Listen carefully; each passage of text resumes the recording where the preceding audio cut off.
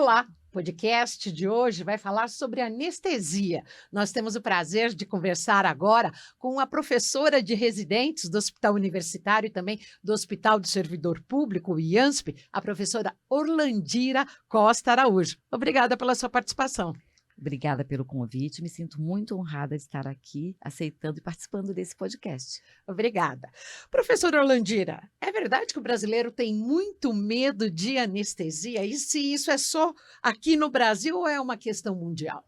De fato, a anestesiologia é uma especialidade que, como ela está inserida no ambiente perioperatório, ou seja, o anestesiologista ele está diretamente relacionado com a cirurgia em si, com o ato cirúrgico, No centro no cirúrgico? centro cirúrgico, que é um ambiente fechado, é um ambiente que tem, assim, o paciente tem uma expectativa, tem uma insegurança em relação ao que vai acontecer naquele ambiente. Então, é importante que algumas questões sejam desmistificadas, porque a anestesiologia é uma especialidade que, no longo do tempo, ela vem se tornando cada vez mais segura. Ela é dividida em 3 etapas: o pré-operatório, o intraoperatório e o pós-operatório. E no primeiro contato, que é a avaliação pré-operatória, o anestesiologista, quando encontra o paciente, ele se apresenta a especialidade, apresenta o planejamento da sua técnica e, nesse momento, ele estabelece as melhores relações com o paciente para obter as melhores informações sobre a sua condição clínica prévia, de doenças, de patologias associadas que possam direcionar uma melhor estratégia para o planejamento da anestesia. Então, é importante que todas essas informações relacionadas à condição pré-anestésica, pré-operatória de doença sistêmica, por exemplo, pacientes, ele é diabético, ele tem hipertensão, que tipo de medicação que ele usa, qual a experiência que ele teve anterior em relação a um outro procedimento Por que cirúrgico. quando a pessoa vai submeter, claro, de forma eletiva, de forma marcada, a uma cirurgia, o cirurgião pede um aval do cardiologista? Por que isso é importante? Porque as doenças cardiovasculares são as relacionadas com maior risco de complicações de intervenção no perioperatório como um todo. O paciente com uma doença cardiovascular não compensada, por exemplo, uma hipertensão não ajustada, não bem tratada, uma cardiopatia também não compensada, esse paciente ele pode ter repercussões no intraoperatório que podem desencadear mau resultado cirúrgico ou até complicações mais graves que demandam necessidade de ser encaminhado para uma unidade de terapia intensiva, para uma retaguarda de pós-operatório mais criteriosa, e para que esse paciente tenha segurança, né, para que seja realizado o procedimento com segurança e os resultados melhores sejam atingidos. Vou tratá-la por você, com Pode licença. continuar. Você é professora da residência do Hospital Universitário da Faculdade de Medicina da USP e também do Hospital do Servidor Público. Eu acredito que e você, por favor, me corrija, que no Hospital Universitário você trate muito mais de emergências em relação ao servidor, correto? Onde seriam cirurgias eletivas? Na verdade, o hospital universitário é um hospital que ele atende a diversas especialidades cirúrgicas: cirurgia geral, ginecologia, ortopedia, cirurgia bucomaxilo, procedimentos externos na radiologia, endoscopia. Nós atendemos toda a demanda de cirurgias eletivas e também cirurgias de urgência. Nós somos uma instituição de portas abertas para trauma, atendemos trauma e cirurgias do aparelho digestivo geral, tanto aberto quanto mais intercorrências que podem acontecer nos pacientes cirúrgicos. Então, nós somos um equipamento de anestesia, um dos mais importantes e um de excelência na região do centro-oeste da cidade de São Paulo. Então, nós atendemos a região Lapa, aquela região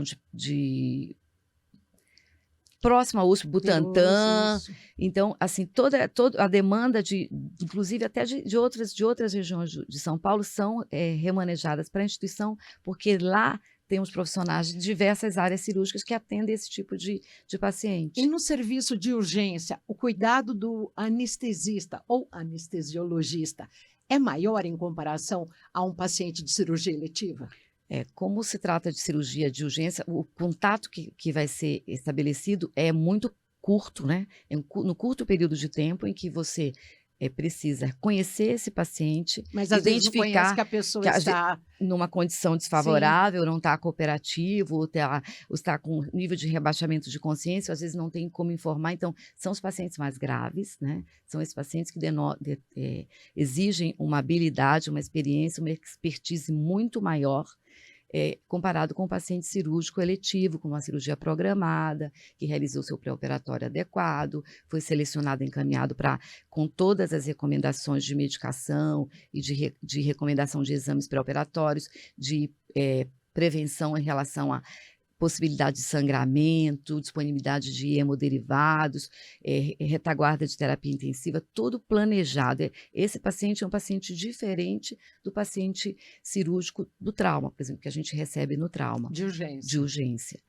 E em relação às anestesias, quais os tipos existentes? E para Anestesia, que servem cada uma delas? a anestesia ela é dividida em anestesia geral, anestesia regional e anestesia local. A anestesia local é aquela que é feita num segmento pequeno, com anestesia, com um único agente anestésico, e ela pode ser associada com uma sedação leve ou profunda. A anestesia regional, ela se diferencia entre anestesia realizada no neuroeixo, tais como raquianestesia, anestesia Que é na peridural, medula, que na é coluna. próximo da região da medula, em contato com o líquor ou próximo do líquor. E as anestesias regionais, que são anestesias loco-regionais, que também podem ser associadas à anestesia geral. Mas atualmente há uma tendência muito grande de associar essas técnicas, anestesia geral associada com anestesia regional, que o paciente se beneficia muito do ponto de vista de melhora da resposta ao trauma, da resposta hemodinâmica, menor dor no intra e no pós-operatório. O paciente permanece com analgesia, com um dispositivo que é um catéter, por exemplo, de peridural, e vai ser acompanhado também pelo profissional anestesiologista especializado em dor. Então, ele vai promover uma melhor resposta com tempo de permanência menor hospitalar, e o paciente pode, com um período menor, retornar às suas atividades diárias, normais. Um paciente que foi anestesiado, está numa mesa de cirurgia, é possível que ele sinta dor? E como é que ele externa isso, já que ele está dormente? A anestesia aplicada não permite que o paciente sinta dor. O paciente, durante o período que ele está anestesiado, esse procedimento ele inibe a resposta à dor, promove inconsciência e, nas situações que é exigido, promove também o relaxamento muscular. Então, o paciente não sente dor e existem monitores, inclusive, atualmente, para monitorar o nível de profundidade da anestesia, em que você estabelece um padrão entre o mínimo e máximo para que o paciente esteja seguramente no estado de hipnose, né? De profundidade de anestesia segura. E, além disso, também você consegue considerar a questão de nocicepção, que é a resposta à dor, também com esses monitores. Então, além de diversos fármacos, diversas estratégias que são empregadas com o uso dos agentes anestésicos, a gente consegue, durante o procedimento, monitorar também essa resposta, tanto de profundidade quanto de analgesia. Então, o paciente não deve sentir dor, não sente dor, ele está protegido para o procedimento durante todo o ato anestésico cirúrgico. No serviço público, e a gente entende também o HU da Faculdade de Medicina da USP como um serviço público. Sim, e é muito, o Hospital Universitário ele atende a comunidade USP, funcionários, dependentes de funcionários, alunos, graduandos, e atende, na sua grande maioria, a comunidade local, população de uma maneira geral, paciente SUS. Esse é a maior demanda do hospital universitário, é SUS. E em relação à questão de medicamentos, medicações utilizadas pelo anestesista numa cirurgia, tanto no HU quanto no servidor, vocês têm uma farta medicação, tem deficiência dos mais novos, como é que é? Não, em relação à medicação, à disponibilidade de medicação, nós somos muito bem atendidos, amplamente usamos todos os fármacos empregados para as suas respectivas indicações e sem distinção de paciente SUS ou paciente não SUS, tanto no hospital universitário quanto no hospital do servidor estadual. em de uma maneira geral, todos os equipamentos disponíveis para a prática segura e recomendada são disponibilizados. E já fármacos mais modernos, e de que forma eles apresentam uma vantagem aos atuais existentes?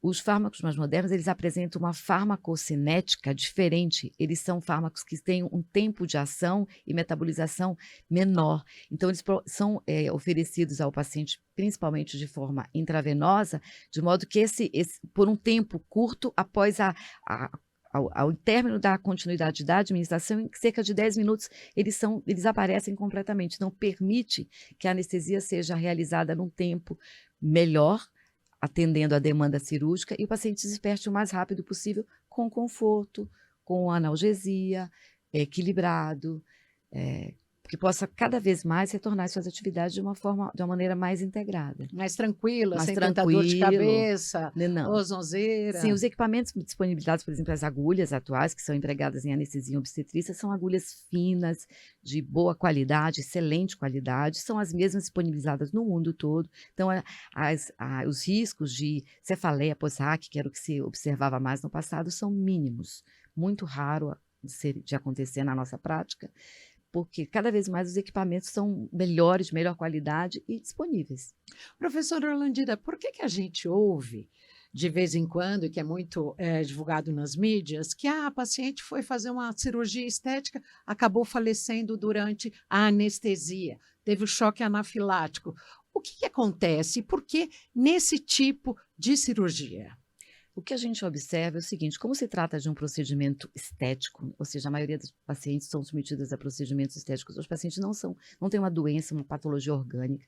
Na maioria das vezes, muitas dessas pessoas, elas acabam optando por um profissional que é apresentado nas mídias sociais, é um profissional que eles não são verificados Não são especialistas. ou então mesmo que seja especialista, não tem um perfil, não tem um histórico de boas práticas. Então, muitas vezes as pessoas se encantam com as relações Com os posts. com os posts, com o Instagram, com as mídias, e não escolhem por meritocracia, não escolhem o profissional mais adequado, a equipe melhor preparada para atender aquele procedimento. E por questão de custo também, pelo que eu entendo também, muitos acabam se metendo a procedimentos em locais não adequados, em locais que não são recomendados para as Clínicas dia, por exemplo. Clínicas dia, ou locais que não são adequados para esse tipo de procedimento, que deve ser realizado em hospital, com retaguarda, com estrutura e com retaguarda para ao pós-operatório imediato, para as situações de intercorrência que podem acontecer com qualquer paciente, mas desde que o anestesiologista esteja ciente, esteja preparado, conheça o histórico do paciente e planeje a anestesia, mesmo nas situações em que ocorrem essas intercorrências, estando preparado, os resultados são diferentes, né? Não são esses resultados catastróficos que a gente acaba ouvindo e lendo. Em relação, a gente até levantou que estatisticamente ocorre uma morte em cada 200 mil procedimentos. Esses números já foram muito maiores e vêm melhorando ano a ano. Por quê? Justamente por causa dos materiais, dos usos de equipamentos de monitorização e pela disseminação do conhecimento, né? Novas técnicas de simulação, por exemplo, eram frequentes as dificuldades de intubação, de acesso às vias aéreas no passado, porque nós não dispomos de equipamentos tão mais precisos para identificar os preditores de via aérea difícil, por exemplo. As grandes intercorrências relacionadas com anestesia, muitas das vezes eram relacionadas com dificuldade de via aérea. Hoje, nós dispomos de equipamentos, de dispositivos, tipo videolaringoscópio, ou dispositivos articulados que proporcionam uma melhora e facilitam a colocação do tubo, que é um instrumento que é usado para ventilação externa, ventilação artificial do paciente. Isso que eu vou sob perguntar para a anestesia. senhora. É necessária intubação em toda a cirurgia? Não. Não, na grande maioria das cirurgias, muitas cirurgias são realizadas sob procedimentos A regionais. intubação é como se fosse fazer a endoscopia, Então, que a senhora falou. É Hum, ligar só um tubo. só que na endoscopia o aparelho é colocado no aparelho digestório, no esôfago, para avaliar estômago, outros órgãos internos relacionados ao aparelho digestório. Na anestesia, esse tubo, esse dispositivo, ele é colocado na árvore respiratória, na traqueia, para promover uma ventilação e oxigenação adequada do paciente durante o período que o paciente permanece inconsciente e necessita de suporte ventilatório, E em tá. que tipo de cirurgia é necessária a intubação? Nas cirurgias E em que se a intubação sinaliza que é um procedimento grave que está sendo feito? Não, não necessariamente. Depende do procedimento. Por exemplo, na grande maioria dos procedimentos de membros inferiores ou abdômen inferior, tais como uma cirurgia vascular, cirurgia de varizes, uma cirurgia abdominal, do aparelho ginecológico, é perfeitamente razoável, é perfeitamente possível realizar esse procedimento sob anestesia regional. Em algumas situações, a anestesia que dá contraindicação à anestesia do neuroeixo, por exemplo, uma situação em que o paciente tem uma escoliose, tem uma deformidade na coluna, ou tem alguma inflamação localizada, ou tem alguma alergia a anestésicos locais, onde se contraindica o uso dessa técnica via espinhal, é a necessidade de anestesia geral. E naquelas situações que exigem grande relaxamento, por exemplo, cirurgia abdominal grande, um tumor abdominal, uma cirurgia do tórax, que exige que o pulmão esteja imobilizado, uma cirurgia cardíaca, que o paciente precisa estar relaxado para que o cirurgião realize o procedimento na região torácica, e às vezes cirurgias onde o anestesiologista também compete com o profissional. Por exemplo, cirurgia de bucomaxilo, que o procedimento deve ser realizado na região orofacial, também é necessário que se proteja a via respiratória com anestesia geral. Então, existem diversas situações em que a anestesia geral ela é melhor, mais ajustada para aquele procedimento cirúrgico. E por que tem cirurgia que a anestesia é aplicada através de uma máscara e outras onde a medicação é aplicada direto na veia? Existem basicamente duas técnicas de anestesia geral. A anestesia geral sistêmica, que ela é aplicada intravenosa, e a anestesia inalatória, que também é obtida através da vaporização de agentes inalatórios, tá. Dependendo da situação e dependendo da indicação para determinadas patologias, existe uma preferência ou existe uma expertise do profissional para determinada técnica. Por exemplo, nas crianças é muito frequente que, inicialmente, com uma criança, ela tem uma certa dificuldade de aceitar uma intervenção, uma punção, uma manipulação, e inicia-se a anestesia pela via inalatória e, em seguida, se for da preferência do profissional, ele em seguida muda de técnica e permanece com anestesia venosa. Em outras situações, o paciente adulto, por exemplo, depende da questão de protocolos, questão de escola do profissional, não há uma anestesia superior à outra. A maioria das técnicas, elas são, quando bem indicadas, elas podem inclusive ser associadas à anestesia geral inalatória, associada com anestesia geral intravenosa ou predominantemente venosa. Para algumas situações, a anestesia venosa parece mais interessante ou tem resposta melhor, por exemplo, um paciente neurológico ou aquele paciente que faz uso abusivo de fármacos, de agentes, de drogas. Existem alguns fármacos que são melhor indicados para esse tipo de É paciente. verdade que um paciente que usa muita droga, cigarro e álcool, ele pode ter o sucesso da cirurgia colocado em xeque, por quê? O abuso de fármacos, ele pode potencializar agravar os riscos durante o intraoperatório, porque dependendo do fármaco que o paciente faz uso, o abuso, por exemplo, cocaína ou derivados da Maconha. cocaína, ele pode ter uma resposta intraoperatória exacerbada, uma reação de liberação de catecolaminas com hipertensão, com a resposta exacerbada, inclusive até um edema e IAM, um infarto, uma arritmia durante a cirurgia. Então, assim, é importante que a gente conheça é importante que informe o uso, se é uso recreativo, se é uso abusivo, para que se estabeleça e se selecione os melhores fármacos para serem usados Agora, na nessa urgência, não situação. dá para saber. A pessoa chegou lá vítima de um acidente de atropelamento, não dá para Não, saber. a maioria das vezes a gente tem dificuldade de obter essa informação. Então, realmente, a gente precisa selecionar melhor os agentes mais adequados para aquela situação, mesmo sem conhecer. Num linguajar popular, é mais difícil de pegar anestesia para quem é usuário frequente de Não, maconha, de não, não, cocaína? hipótese alguma. Nós dispomos de fármacos que são potentes, que têm uma resposta efetiva, assertiva para induzir e manter a anestesia durante todo o procedimento. E você ajusta as doses e escolhe o fármaco mais adequado para aquela situação. Por que que é preciso estar em jejum? O jejum é importante porque há um grande risco do conteúdo que está no estômago se regurgitar, ascender para a árvore respiratória e obstruir a árvore respiratória e desencadear pneumonia, obstrução de vias aéreas, então com risco de aumentar a morbia e a mortalidade no intra e no pós-operatório. Então é muito importante a questão do jejum, porém existem padrões e protocolos de alimentos. Por exemplo, um paciente que ingeriu um alimento gorduroso, ele é necessário que ele permaneça pelo menos 8 horas em jejum. Paciente que se alimentou de alimentos sólidos, somente 4 horas. Numa situação de leite materno, 4 horas é suficiente. E no caso de ingestão de líquidos, somente líquidos claros, 2 horas é suficiente, período de jejum. Mesmo porque o jejum prolongado, ele também tem problemas, também desencadeia problemas no intraoperatório.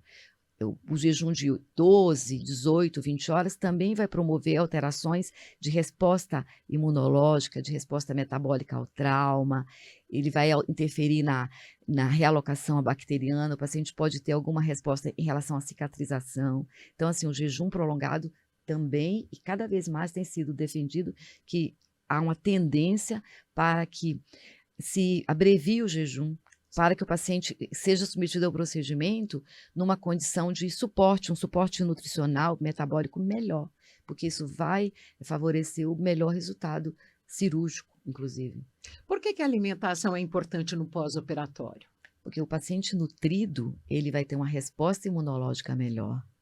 A nutrição, ela é recomendada, inclusive, principalmente nas cirurgias gástricas, cirurgias oncológicas, cirurgias do aparelho digestório, de bucomaxilo, cirurgia de cabeça e pescoço, recomenda-se uma nutrição pré-operatória com proteína em torno de 7 a 14 dias, com melhores resultados. Além disso, também se recomenda a associação de compostos com carboidratos, 2 horas antes da cirurgia, com benefícios comprovados. Então, assim, é importante para a resposta individual do paciente imunomoduladora que ele esteja nutrido.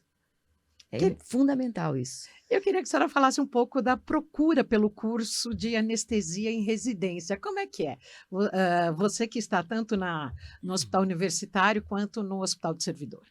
A gente vem observando um grande interesse da classe médica pela anestesiologia. Isso já vem no longo dos anos aumentando e após a pandemia da Covid, o anestesiologista ficou muito em evidência, né? Porque foi aquele profissional que esteve ali na linha de frente, ele participou dos grupos de resposta rápida. Você trabalhou? Sim, tanto no hospital universitário quanto no hospital do servidor estadual. Nós éramos os primeiros médicos solicitados para o atendimento dos pacientes Covid, porque pela habilidade, pela expertise, pela experiência nas vias aéreas, né, manipulação de vias aéreas, e pela facilidade no manuseio de técnicas de administração de fármacos com boa resposta, na questão de reanimação cardiorrespiratória, os pacientes eram graves, se desconhecia condutas, tratamentos, e o anestesiologista, assim como o profissional da terapia intensiva, tem uma familiaridade muito maior com os pacientes de alto risco.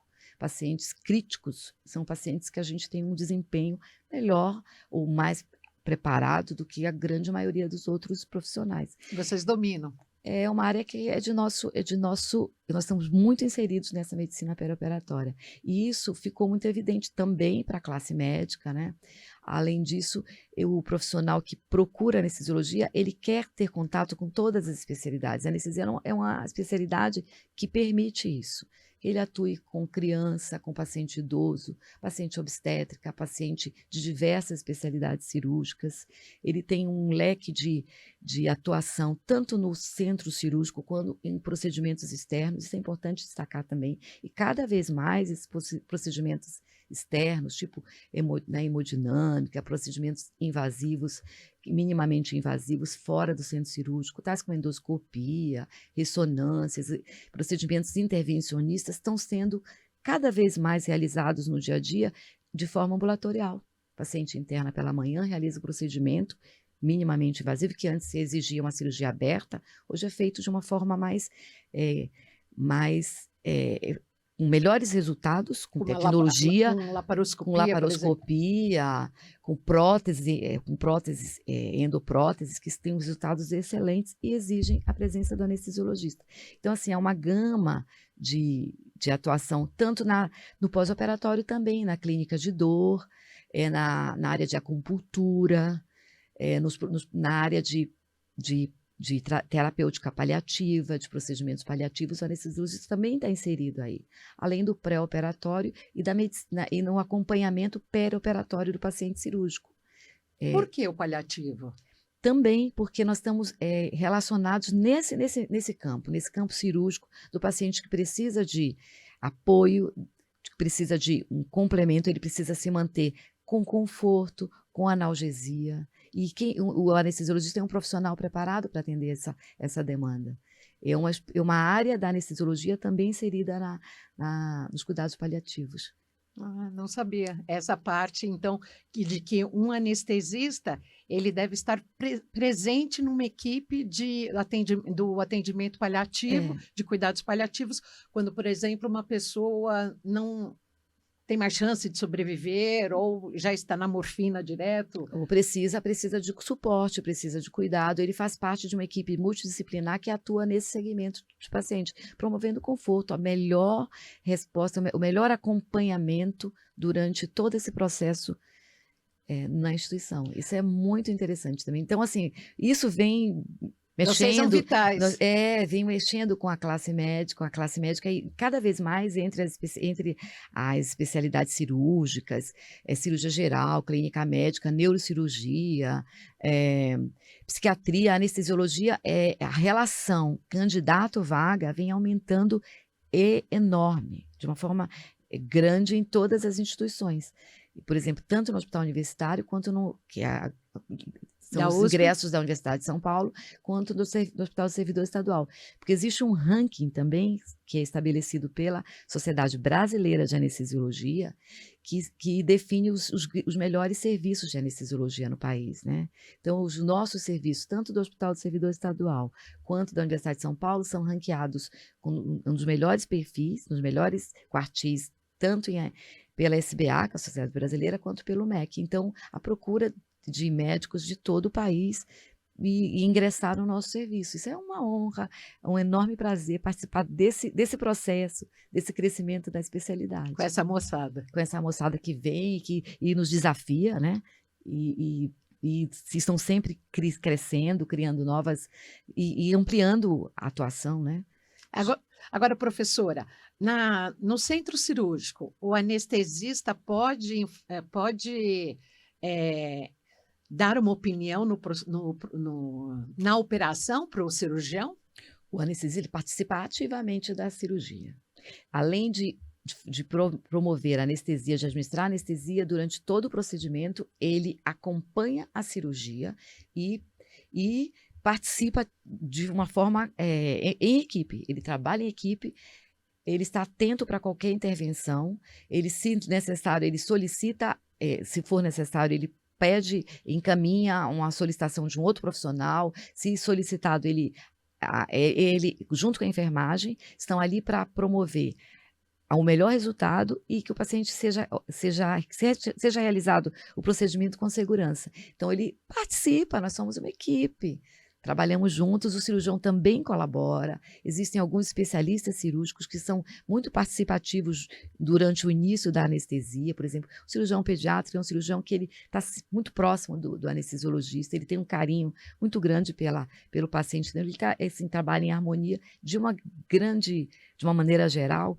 todos os especialistas têm uma dedicação, têm uma preocupação de realizar o melhor pelo paciente, o bem-estar e o melhor resultado, né? Então, para isso, é importante que a gente trabalhe em equipe.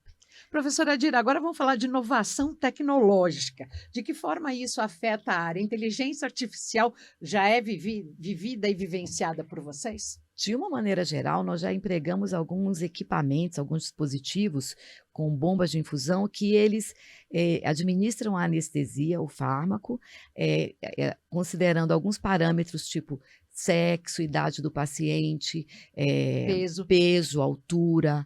Então, estabelece para esse tipo de paciente uma infusão ajustada durante o procedimento. Então, você estabelece uma dose-alvo, que é aquela dose onde o fármaco atua e exerce sua função, sua ação, durante todo o procedimento. Então, de uma maneira geral, esse tipo de equipamento já é disponível, assim como os monitores também, que oferecem uma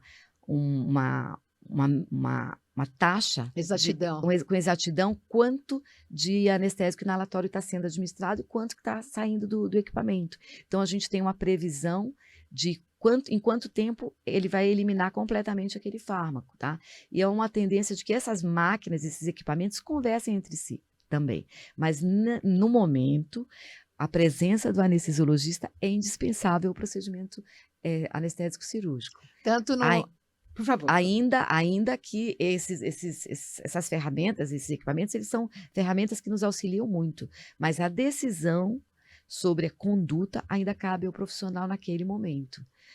E seja no HU ou no servidor, vocês detêm essas máquinas mais modernas? Sim, nós temos esse tipo de equipamento. No HU a gente precisa atualizar alguns monitores cardiovasculares que podem nos auxiliar do ponto de vista de volume, de administrar fármacos ou drogas, ou estabelecer correção do volume do paciente, por exemplo, da volemia baseada em metas, que a gente trabalha com metas, melhores índices de oxigenação, de ventilação, melhor resposta metabólica, que são obtidos através de exames feitos durante todo o procedimento. Nós dispomos de equipamentos que a gente consegue realizar uma gasometria imediata e tomar uma decisão mais imediata. Então, esse tipo de equipamento nos auxilia muito. Mas, mais recentemente, a inteligência artificial está sendo usada também como uma ferramenta que auxilia nas investigações, nas pesquisas. Eles conseguem fazer um levantamento, um levantamento bibliográfico, uma revisão bibliográfica de uma forma muito mais rápida, né?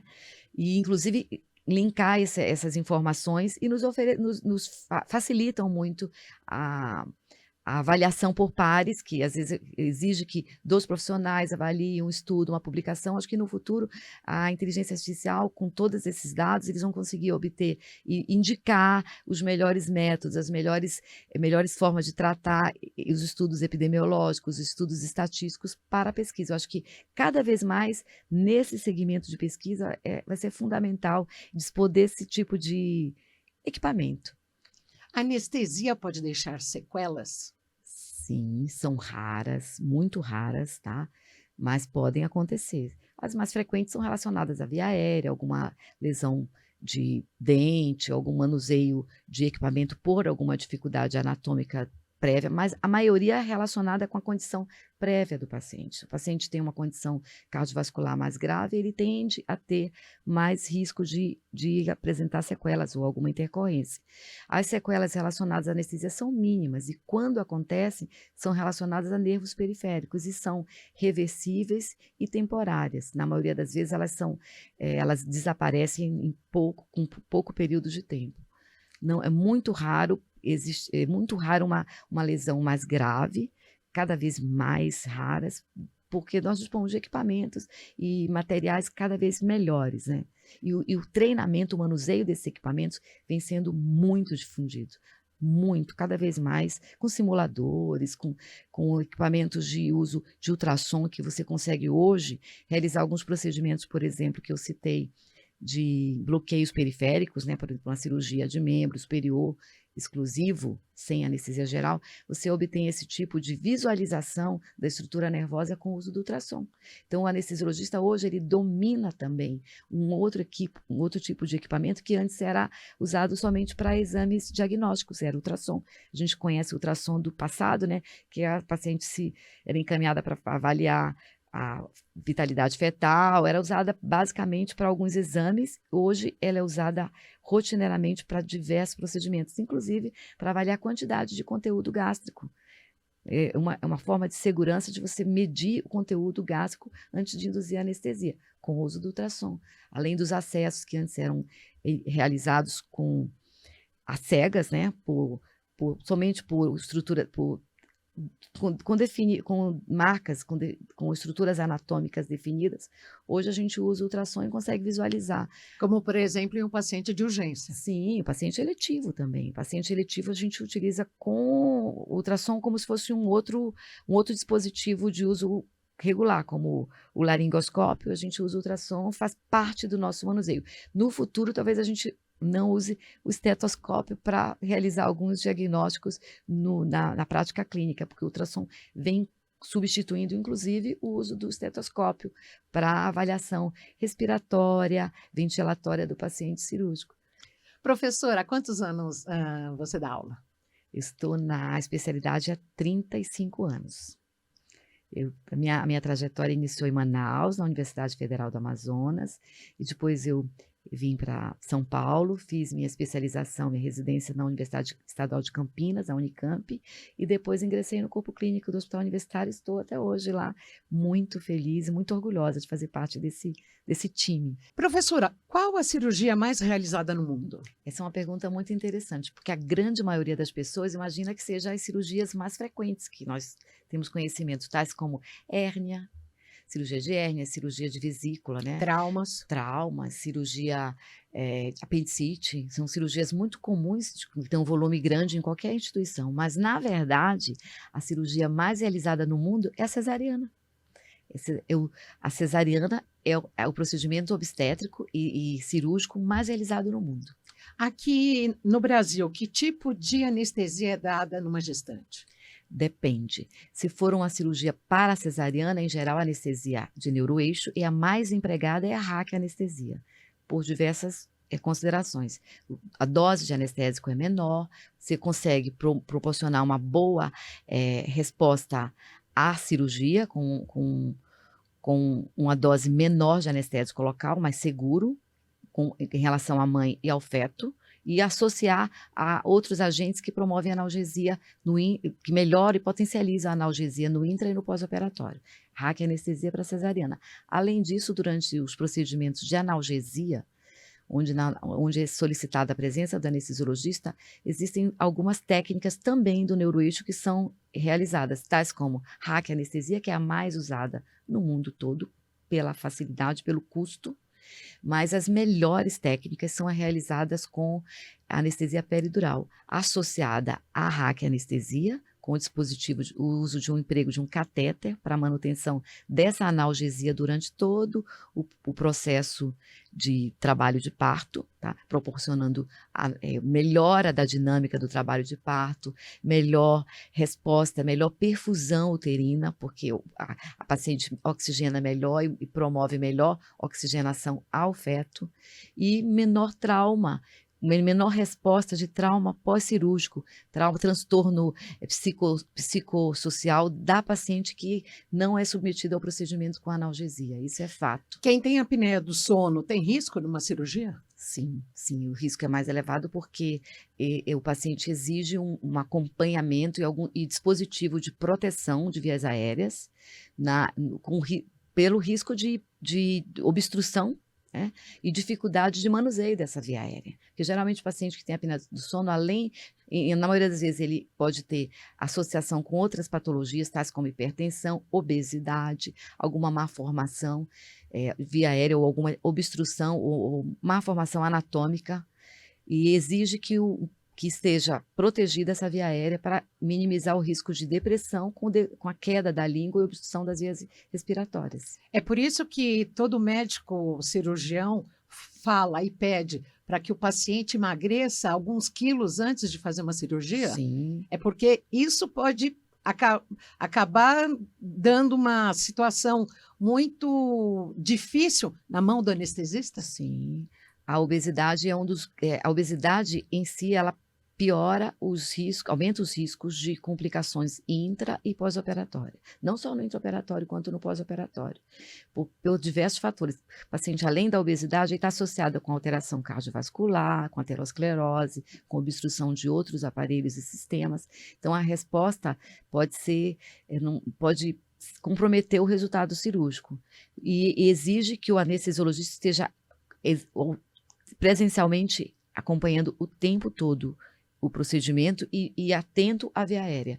E na maioria das vezes a gente se antecipa a um preditor de via aérea difícil. Então, nessas situações, é recomendado que o anestesiologista acesse a via aérea para evitar que seja necessário acessar numa situação de risco, uma situação de depressão aguda. Para encerrar, eu gostaria de perguntar: um anestesista pode estar em vários centros cirúrgicos de forma simultânea? Ele entra, a anestesia Maria, sai, vai anestesiar o João? Sim, não é permitido anestesias simultâneas. A nossa especialidade não permite que sejam realizadas anestesias simultâneas em 2 pacientes simultaneamente. Mas, a seguir, sim, eu posso anestesiar você, terminando o seu procedimento, você estando seguro, encaminhado à sala de recuperação ou à unidade de recuperação anestésica, imediatamente eu posso me dirigir a outro paciente para realizar uma outra técnica anestésica. E qual o risco do simultâneo? Os riscos são esses.